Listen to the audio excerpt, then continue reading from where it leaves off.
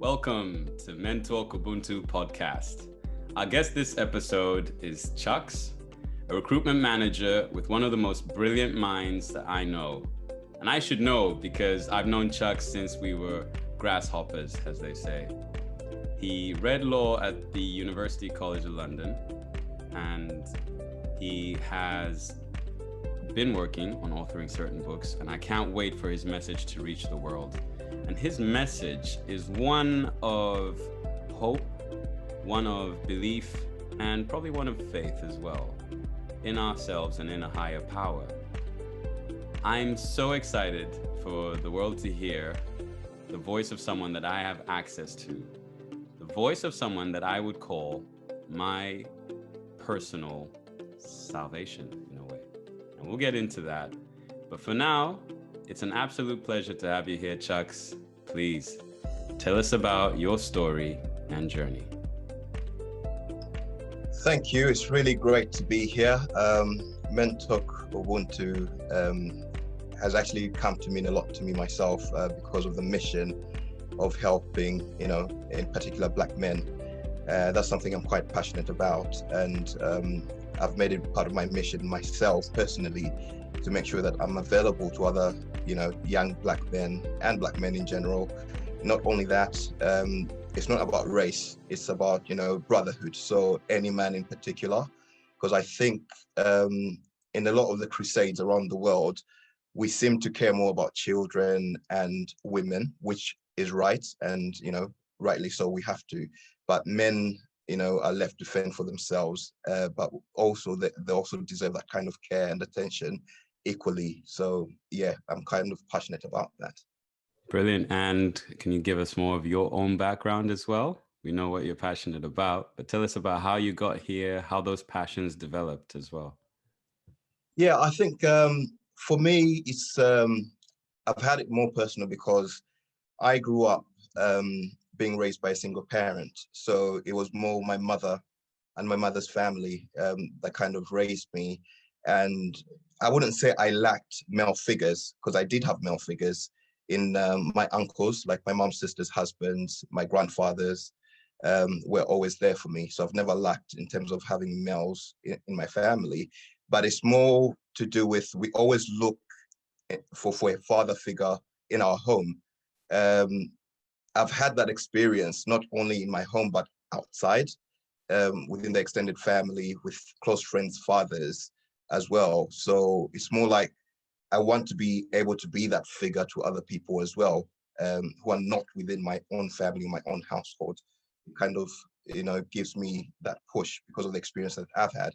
I've had other men be my father figure that are not my blood, so I kind of see the value in it and how important it is to be that kind of person to other people as well, only because I've experienced it and I've had other men stand up for me. Thank you, Chax. That goes beautifully into our topic today. Now, today on Take Ubuntu, the topic is being your brother's keeper. But first, even before we get into the nitty-gritty of being your brother's keeper, Chax, on a scale of 1 to 10, how are you mentally, and more importantly, why?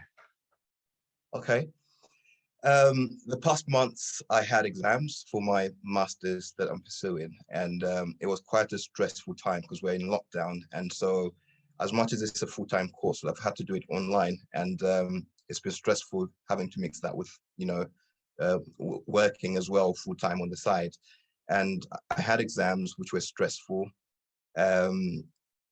I've been anxious waiting for the results because, I've been hoping for the best. I haven't been to uni in about 10 years. And so getting back into it has been quite a challenge. But yeah, so today in particular, I'm happy. I can say I'm a 9.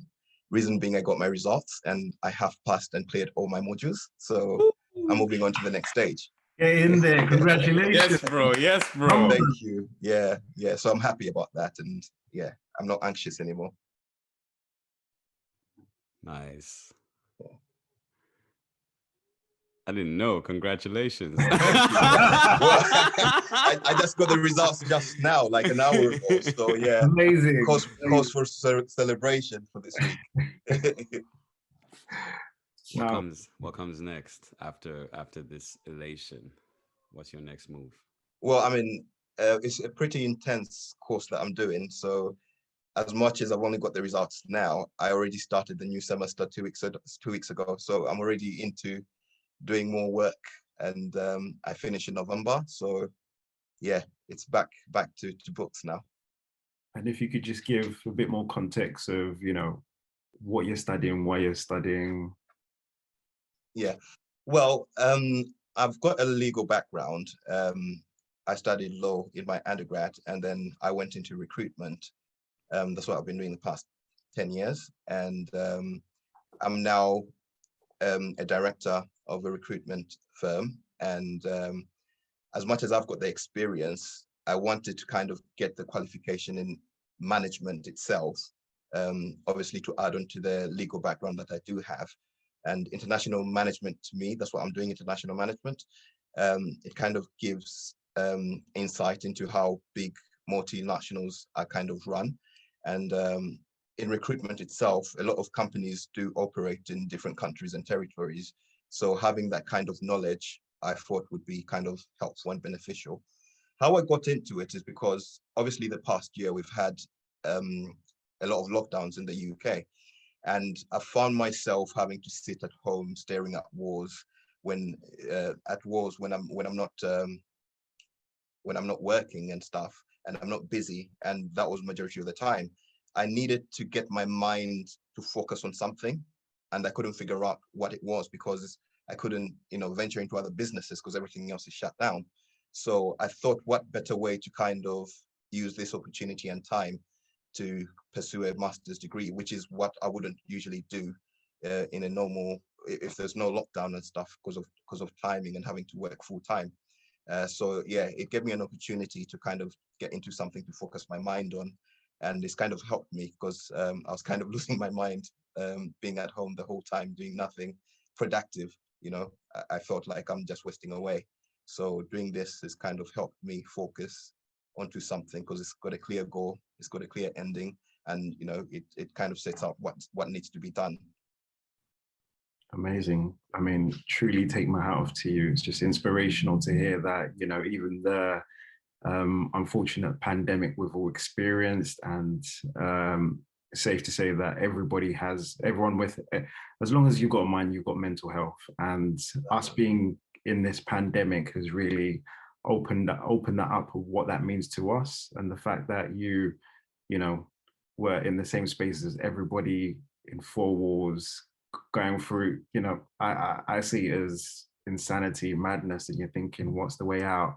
And for you to unlock your own mind and energy and focus elsewhere, for you to, see what you can do in the world as well, not just now, but in the future, I really and truly take my hat off to you in that regards. So well done, man. And yeah, Thank you.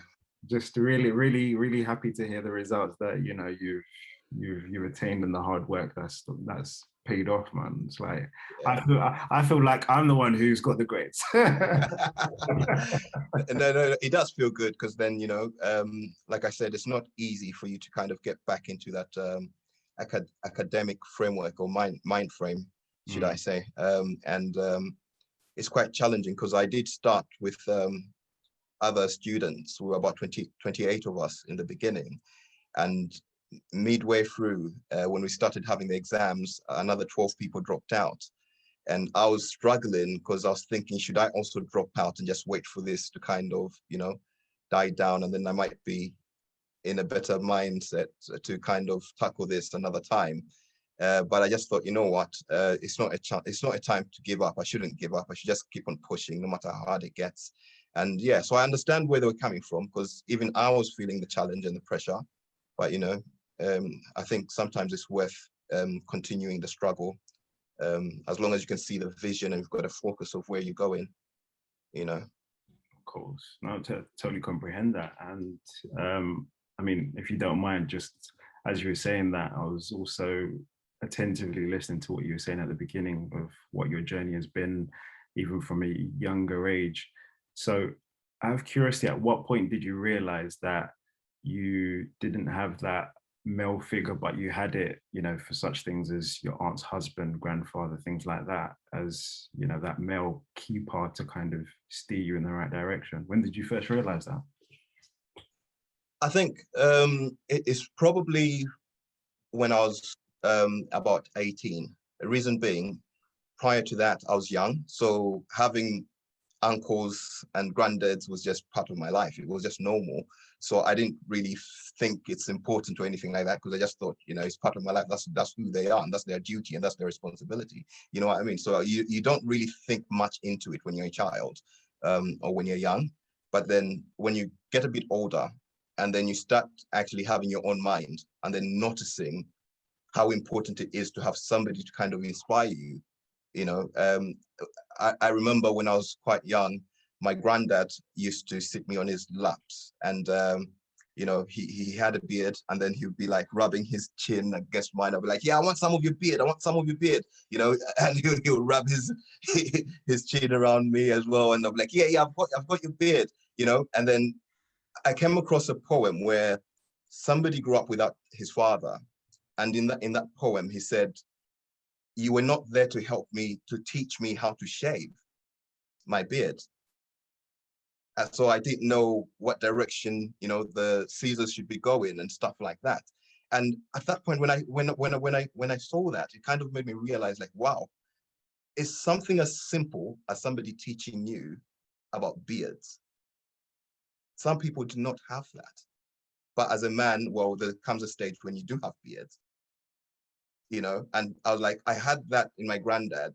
I used to see him shave, and, you know, we used to play around and joke around about the beards and everything else. So as much as it was a joke, to other people, it's actually something very valuable and important, and they didn't have that. And I'm thinking, I had it in my granddad.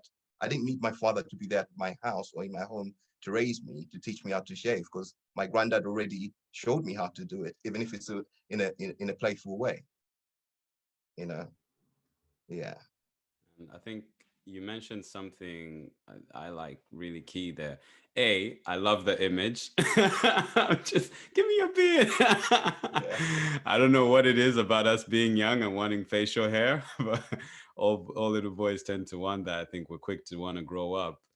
That image it's a beautiful one, and I hope one that all of us have the opportunity to also replicate, because I feel like that's such a healthy image to have of other men, like just feel like a very affectionate, very loving kind of exchange across generations.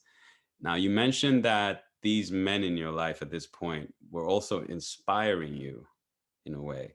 And I'm curious to find out how far that inspiration continues to push you into drive and into perhaps the man you are now and the man you hope to become. I want to hear about that in a minute. But when you were young, what sort of inspiration were these men giving to you? What sort of, I guess, what were they speaking to you and saying that was sparking something within you at the time? I think the most important thing would be discipline, really. I wouldn't say I wasn't disciplined. I had these guys to kind of discipline me. So being Zambian, in our tradition, my mother's sisters are not my aunties. They're my mothers. I call them mum. And their husbands, I call them dad, you see. So in terms of the respect, whatever they told me to do, I had to follow without question, you know. And they kind of guided me in terms of how to behave within the home, how to behave with my cousins, how to behave when I'm outside. They'd always emphasize the fact that wherever I am, I'm representing the family in general. So I have to carry myself a certain way. So that being embedded within the whole family itself, it didn't matter which auntie or uncle I was with. We all kind of had shared values, and I had to behave a certain way. So I couldn't be spoiled just because I'm at an uncle's house and it's not my mother's house. I had to behave and follow whatever the rules were in that household. You know, when I go to my granddad's house, I had to follow the rules in that home. And obviously, they're the heads of the family. So whatever they did, how they carried themselves was how I had to carry myself. And that's what I knew I had to be to become a man or growing up. They're the ones who kind of showed me that direction. So I kind of looked up after them in that sense. They gave me that guidance that I actually needed. In terms of work as well, all of them were hardworking men. well established in their professions, different professions that is. And, you know, the theme was always hard work, achieving, you know, helping others, trying to be the provider and stuff like that. Even if you don't have, you always have to be open. Don't be afraid to ask for help. You know, it doesn't matter. I don't have to be your biological dad for me to be able to help you. I'm always there for you. And I'm going to listen when you need me, you know, to talk to you, or you need someone to talk to, sorry. Yeah, so they gave me a lot of guidance in that sense.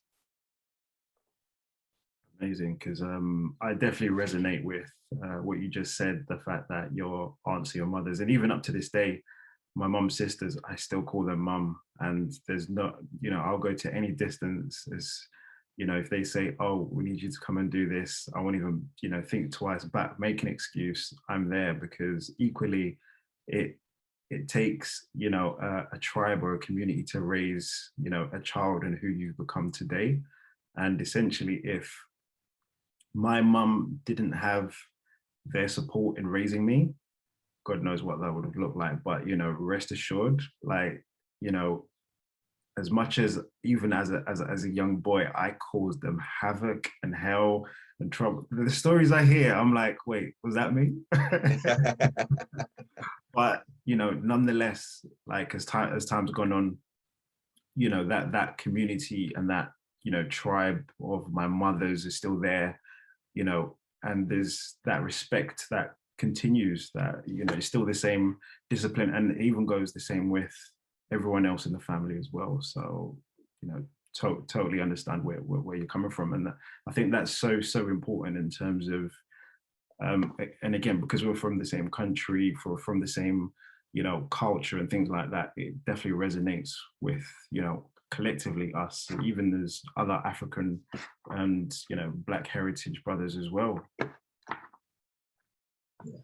Yeah, I won't lie. Like for so many years, I only referred to Chax's mom as auntie or mom. I didn't know her name. I'm so embarrassed. I was literally, I think I was in hospital, and I was like, I'm going to introduce her to one of the nurses who was there, a guy named Baz. And I was like, auntie, and I was like, I don't know.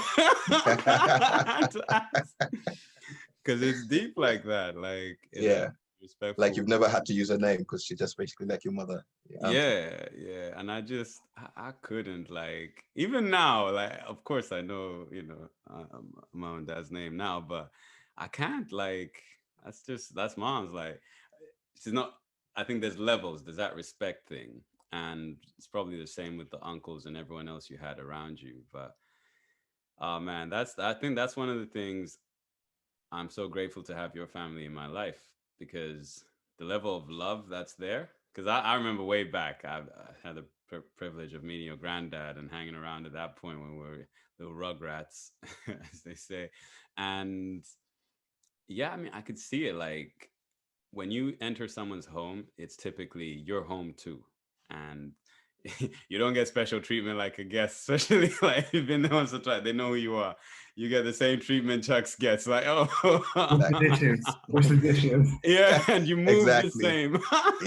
yeah, all the same. They'll be like, yeah, you need to water the garden, boys, and that's it. If you guys want to go out and play, you have to do this first. You know, it doesn't matter who you are. You just all treat you the same. And it's beautiful, man. And one of the best things about, I guess, us growing up and me seeing you pour some of that back, like a lot of what you're describing, you are definitely replicating. I mean, the discipline's there, the hard work is there, the vision, I'm sure, is there, and we'll still touch on that.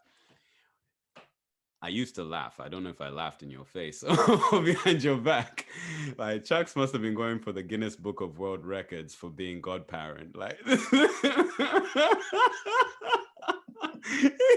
this man's going to christenings left, right, and center. Just godfather. I know. It's more like whenever Christmas does come up, I've got about a minimum of 16 children to buy gifts for. Wow. And, you know, that includes my godchildren and my cousins and my nieces and nephews and stuff like that, friends, family. I mean, a lot of people do, because whenever I post a child and I'm like, oh, my godchild, my godson, or my goddaughter, everyone's like, how many do you have? Why don't you have your own kids, you know? And I'm like, it's not, I don't go to try to ask these parents, say, can I be the godfather of your child? They actually ask me. And when they do, it's quite an honor, you know. It seems to me that somebody has actually had a thought and considered highly to give me that honor of being their child's godfather. You know, just that title in itself and the responsibility. Because I know a lot of people think it's just you know, a title, but it does come with responsibility, because it means something. If something does happen to the parents of that child, you've got a responsibility, obviously, as a guardian to that child as well, as they grow up, to be a part of their life. And when people are selecting godparents, they do have to consider a lot of things to make sure that they do pick the right person who is going to mean something to the child.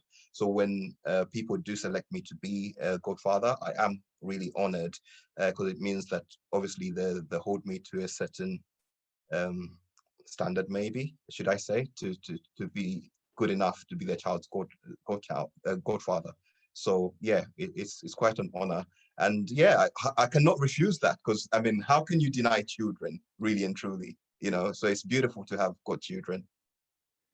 Tip my hat to you. No, I think you hit the nail on the head when you said that, because when someone decides for you to be their, you know, child's godparent, that, yeah, it's a responsibility, but at the same time, it just goes to show what that person sees within you of, you know, I can obviously, and it goes back to what we were just saying, the whole community thing of like, yeah, I know I can trust you because of your character, your heart, the person you are and everything. You will equally look after and be there for my child the same way I am for, you know, my own child. And that goes vice versa. And that's, and you know, I always say this all the time, that speaks volumes, the fact that you've been honored to basically be that godparent for so many people. And the list hasn't stopped. There's still more to go. Don't worry, it's coming. It's coming. You know that, but more importantly, it just goes to show what people see within you, which is, you know, amazing. So yeah, kudos. Thank you. Yeah, you can't know Chucks and not hold him in high esteem. If you do not, catch me outside. Like it's Oh no, not... don't say that. Don't put no pressure on nobody, because then they'll be expecting, you know. I'm just a normal guy, chilled out, and that's it. That's all I do. Nah, you're one of the real ones. This is true, of course. Like we're all human, and we have all aspects. I think the key thing is that there are some of us who do pour out into other people. Like there is a propensity, whatever we want to call it. Like some people have a more giving disposition, and I think you're almost counter to what one would expect, because you're like an only child, and normally the view is only children are quite selfish. That's the view, the popular view, because the assumption being it's only you, you've only had to look after yourself. But I I refute that so explicitly with people, because I've got the example of you, and it's hard for me to even say you're an only child, because we're genuinely brothers, like you know, hands down, like this is my brother right here, like.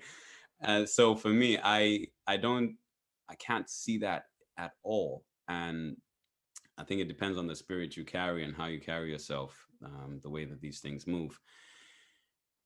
What's the drive for you with helping some of these younger men, shall we say? Because I think the majority who ask you to be godparent, because this is, again, about being your brother's keeper, because I've noticed it, like, you seem to have this ability to see the best in people, not in the cliche way, but you genuinely see people as they could be and speak to that and try and encourage them to raise themselves up.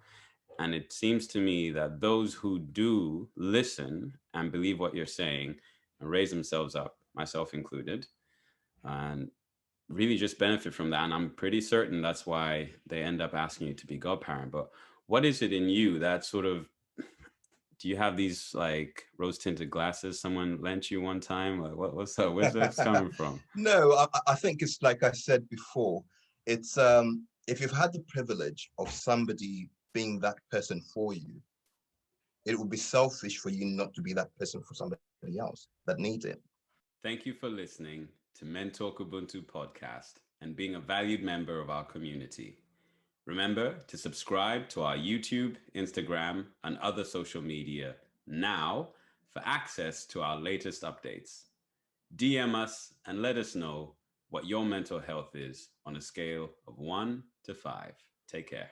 So if somebody shows you love, it's only fair that you show the same kind of love to other people as well. So somebody opens up their arms and their heart, up to you. You basically need to do the same to the next generation. So somebody raises you to be on a certain platform. You can't just enjoy it on that and stay on that platform and keep on soaring, going higher without pulling up the other people who are below you. So for me, that's just what I believe in. Like, we all learn or grow to certain levels so that we can help the people that don't know any better, or those that are in need and that need similar kind of attention or love. You basically have to offer them the same kind of thing. It doesn't matter what background, it doesn't matter, what their belief is in or whatever it is. It's just love is love. It's got no barriers or conditions and stuff like that. So yeah, if somebody's helped you to get to a certain level, it's just fair and right that you also do the same for other people. Amazing. I was going to ask, and again, just for the listeners, and so we can get a bit more understanding. At what point did you first think, okay, do you know what? I want to be my brother's keeper. I want to, help my brothers that have fallen, pick them up without hesitation, and get them together to make sure that they're enabled no matter what their circumstances. So, what was the first point? And what else have you done just since then to kind of, continue helping brothers? Yeah, I think it's still around uni time, so between 18 and 21 during that period, because I think I got to see how, before that, when you're in high school and stuff like that, it's all about fun and games, playing around and stuff like that. But when you get to university, you kind of start seeing the actual struggles that other people are going through. So when I went to uni, I had different kind of friends. I had home students, British home students. I had international students.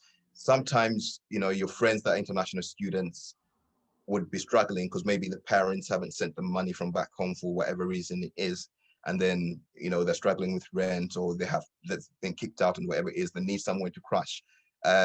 It'll be a point where I'd have to speak to my parents, ask them if my friend can, stay over for a couple of weeks until they're sorted out and stuff like that. My parents would be like, look, we've got enough room, that's fine. And they would never ask or expect, my friends to pay for anything. They'll just treat them just like they'll treat me. And the funny thing is, these are people from different countries, people that they don't even know, strangers that will be allowed in. But because obviously they trust my word, if I say like, this is my friend and I care about them, do you mind?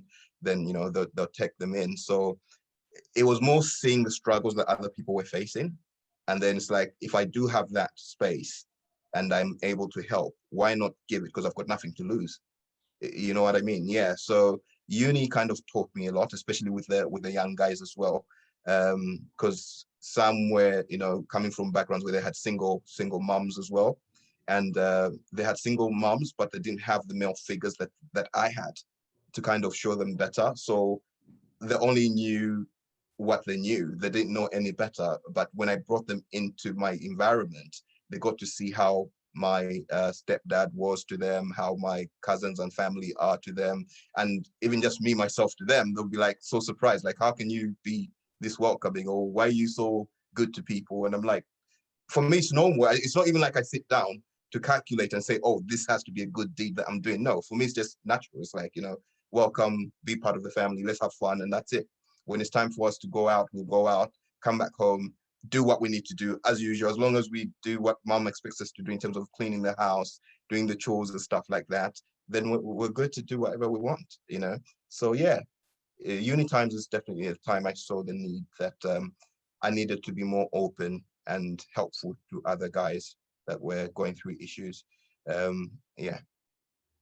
And have you ever, worked in the capacity of like, community work and things like that, where you've also helped people or brothers? Right, yeah. So currently I do volunteer as an outreach worker, prisons outreach worker, and we go to different prisons. And yeah, I've been doing this since 2015, I think. So it's about 6 years now going. So it was through the church, and it's one of those where you're asked, what do you want to do? Do you want to be a part of any ministry? Do you want to do anything in the church in terms of work wise? And I can't sing, so I couldn't be in the choir. that was out of the question. I was not going to be in the choir, definitely. And then ushering people in, or the technical side where you're doing the cameras and stuff like that. That wasn't for me. We did have the homelessness department where you go out and help the homeless on the streets. But for me, it was more the prison ministry that kind of caught me, and that's what I really wanted to get into. I was more interested in that because I thought, being in contact with other young men and women that are in prison gives you an opportunity to kind of see their story, to hear what they've got to say, and kind of help them as well, give them hope, because those are people that are kind of forgotten about in community. Reason being, just because somebody's in prison, we automatically kind of have our own prejudices and judgments, say, well, because they're convicted, then obviously they were wrong. So yeah, there's a reason that they're in there. So don't communicate with them, or don't just mix with them or mingle. But when you go in and actually get to understand what people have been through and the reasons why they're actually there, it kind of gives you a different perspective. And also it's just good to kind of give them encouragement, yeah. That's amazing. Like, because that strikes me. I know there's been a few films, shall we say, recently where you get some people, say, doing pro bono work, or there's famous cases in the past, and they get someone out of prison. Reuben Hurricane Carter being one of the biggest ones back in the day. This doesn't sound like you're going there and trying to do, use your legal studies to try and get someone out of prison. This sounds like a much more grounded, earthed human interaction level. Like, it sounds like one of the things that most of us might be in prison might not be like, might need, shall we say. Is that so? We've spoken a lot about you giving, but what you've just described there sounds like you giving in a different way, in terms of giving your attention. Yeah. You're definitely right in that sense. Reason being, when you do go there, it's not about giving that, yeah, I've achieved this in my life, so you can be like me type thing. It's just more about being there for somebody, because you've got to remember, some of these people are abandoned by their families, depending on what it is that they've done. Some of them have moved from, perhaps they live in the north of the UK, and they've been sent to a prison that's in the south.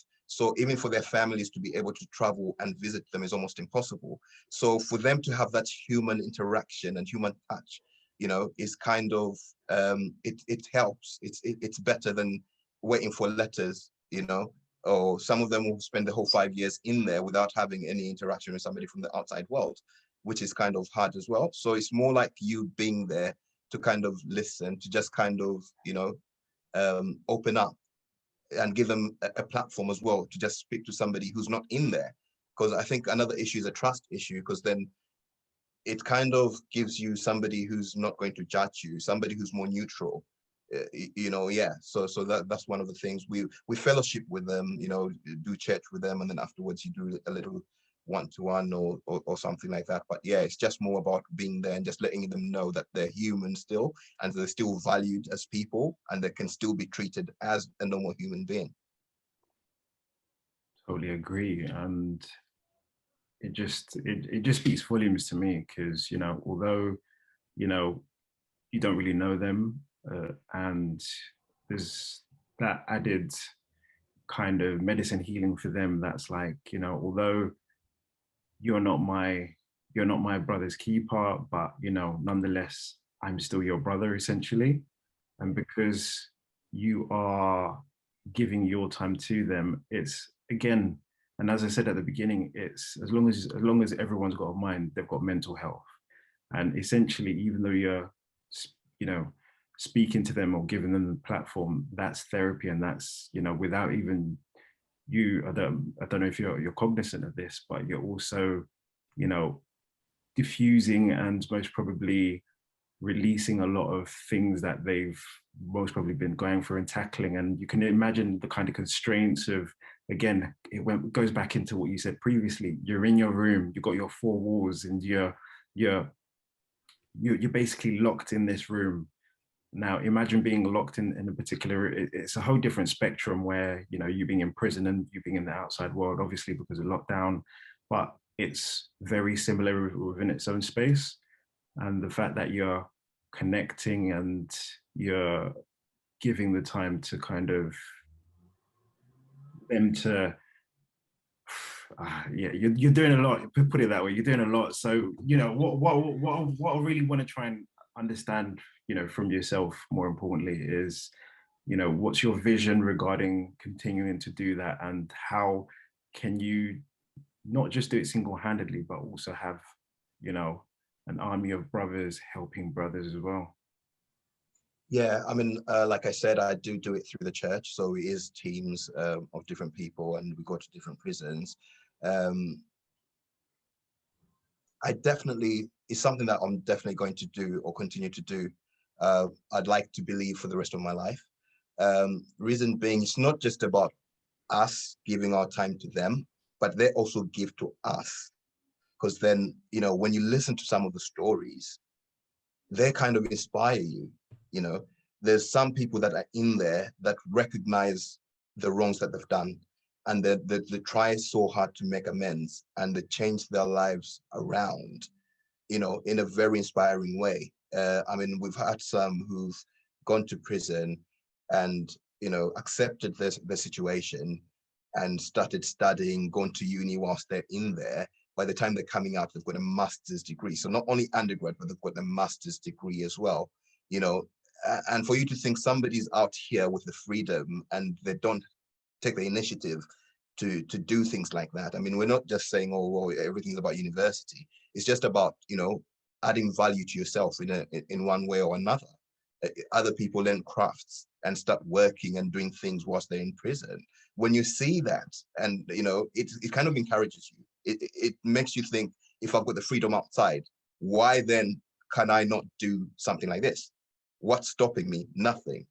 Whereas in these people are locked up, you know, 4 walls 24/7, but they're still doing something productive and something to change their lives. You know, I mean, it's not only them that make mistakes. We make mistakes outside. It's only that we're not caught or, you know, in trouble, depending on what it is. But yeah, so it's kind of inspiring as well. When you hear the stories, you see what they're doing, you know, even the courage. Like we go through a lot of mental health issues outside. And then when you go in there and listen to some of the people's, you know, stories and what they've actually gone through, it makes you realize that you've got no problems at all compared to the problem that they've got and what they've had to go through and some of the reasons why they're actually in there. And you're thinking, look, I couldn't cope. There's no way I could have managed to do what you've done. And they show you how much strength they've got, you know, for them to still be alive, for them to still continue going on, even if they're locked up, you know. So yeah, so we also draw inspiration from them in a way, and you apply that to your life outside. So it's kind of beneficial. It's a two-way thing. I think that's, whew, drop the mic moment.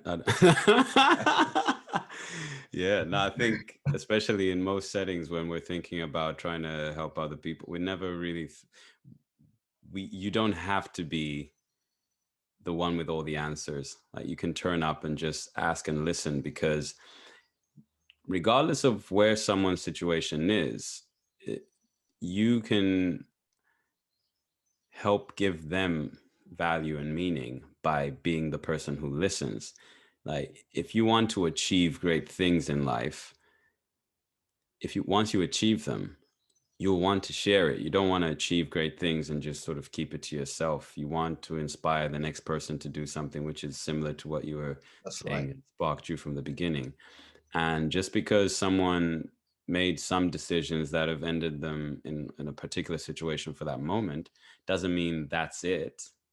Like, they're in transition, like most of us are. We're not the people we were 5 to 10 years ago, and we're not the people we're going to be in 5 to 10 years, hopefully.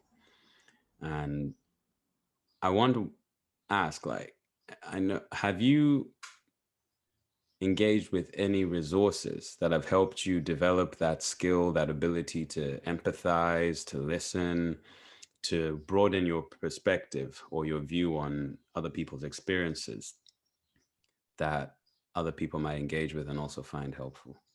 Okay, I think the greatest resource really is the people themselves, for me, and that comes through interaction. You know, you won't be able to know, understand. You might read books, which is good, which is helpful. You know, you might watch movies and stuff like that, but you know, everything is quite subjective. People have got different situations and circumstances. So when you do interact with that actual individual, it gives you a better insight, into what it is you can do to help them and how they can help you as well.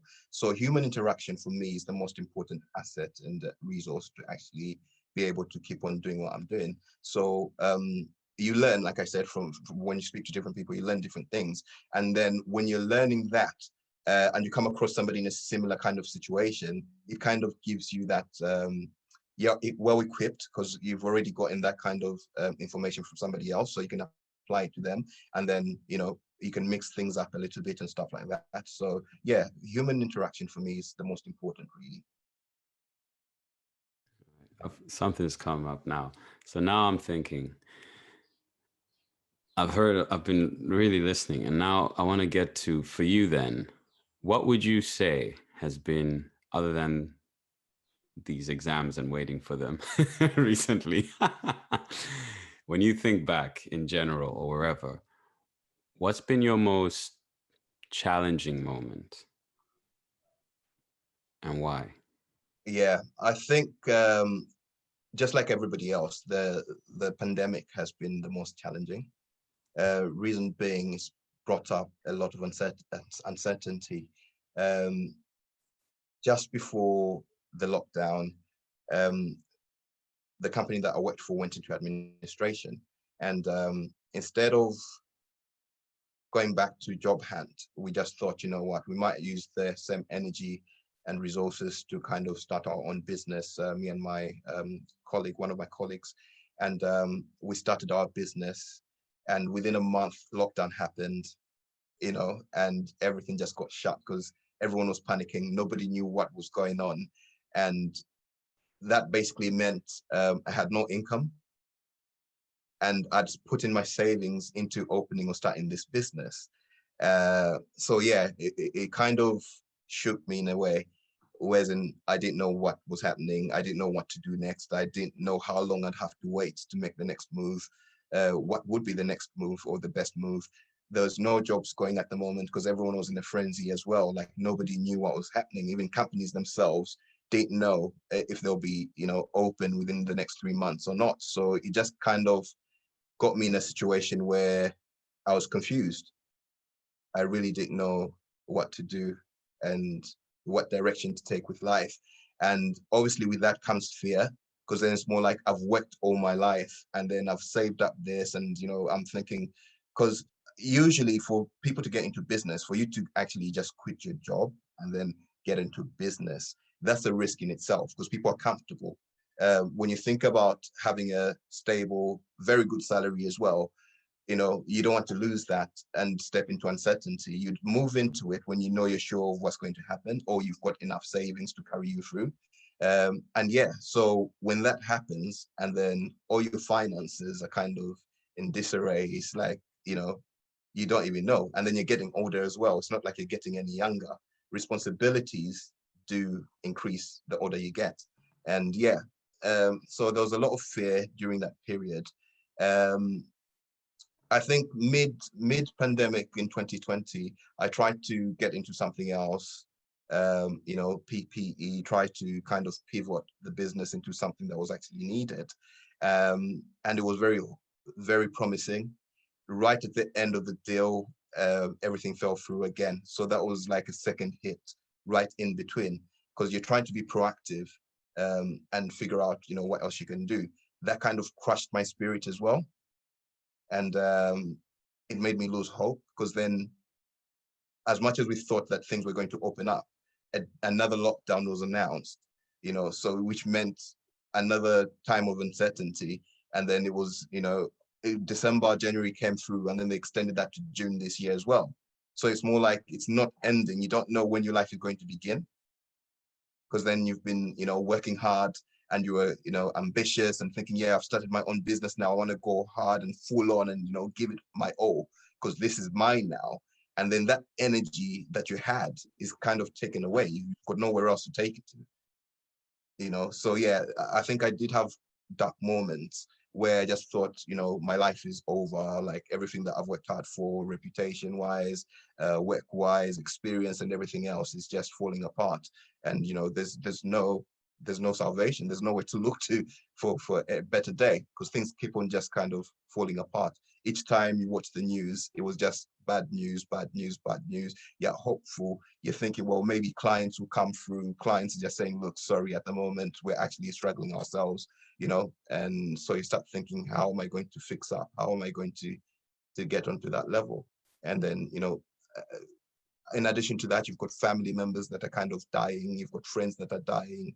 It's just not easy for you on your brain, because then you have to think, I need to be there for these people that are going through this hardship. But again, who's there for you?